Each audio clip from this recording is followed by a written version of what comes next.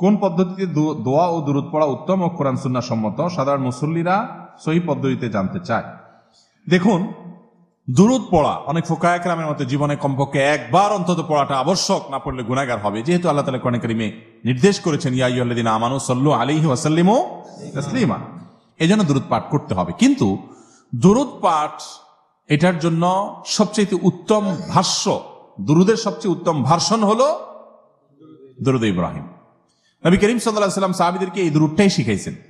কেউ দুরূদ জানতে চাইলে তিনি এটাই তাকে শেখাতেন। একটু পড়তে বেশি সময় লাগে বড়, কিন্তু সওয়াব ওই রকম বেশি। আর সবচেয়ে সংক্ষিপ্ত দুরূদ হলো সাল্লাল্লাহু আলাইহি ওয়াসাল্লাম, এটা হলো সবচাইতে ছোট দুরূদ। এই দুইটা ছাড়া আর বাকি আপনি আপনার যে কোনো ভাষায় নবী করিম সাল্লাল্লাহু আলাইহি ওয়াসাল্লামের জন্য যদি দোয়া করেন, আল্লাহ আপনি আপনার রাসূলের প্রতি শান্তি বর্ষণ করেন, তার প্রতি আপনি অনুগ্রহ নাজিল করেন, তাহলে এটাও দুরূদ হিসাবে গণ্য হবে। তবে উত্তম হলো ওই যে নবী সাল্লাল্লাহু আলাইহি ওয়াসাল্লামের শেখানোটা, অর্থাৎ দুরূদ ইব্রাহিম।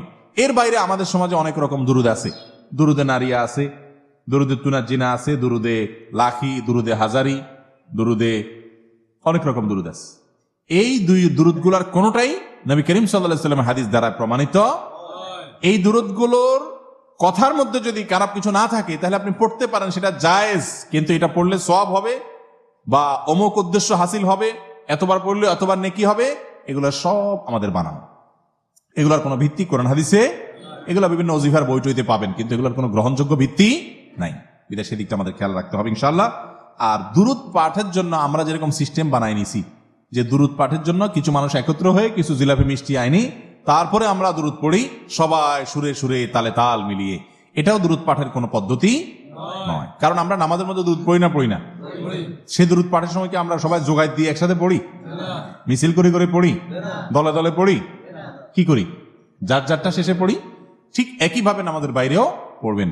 নবী করিম সাল্লাল্লাহু আলাইহি ওয়াসাল্লাম কিংবা তার সাহাবীদের কেউই কিন্তু দলে দলে একসাথ হয়ে সবাই মিলে দুরূদ পড়ছেন আমাদের মতো, এরকম আমরা যেরকম মিলাদে পড়ি, এরকম কোন পদ্ধতি সাহাবীদের মধ্যে ছিল, এরকম কোন জাল হাদিসও নেই, সহিহ হাদিসে পড়ার কথা কি বুঝাতে পারছি?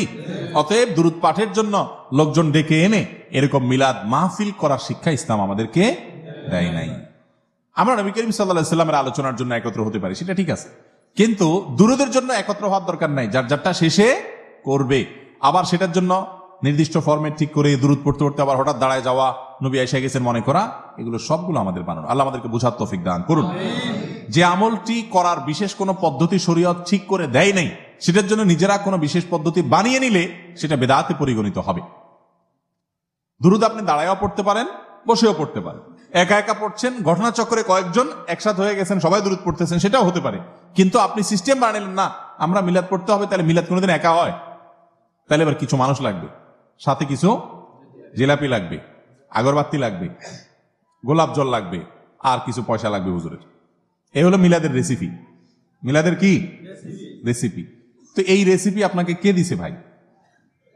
কোরআন হাদিস যদি রেসিপি না দেয়, আপনি নিজে বানায় নেন, তাহলে এটার নাম হলো জাল আমল। জাল আমল হলো বিদআত, আর বিদআতের ঠিকানা কোথায়?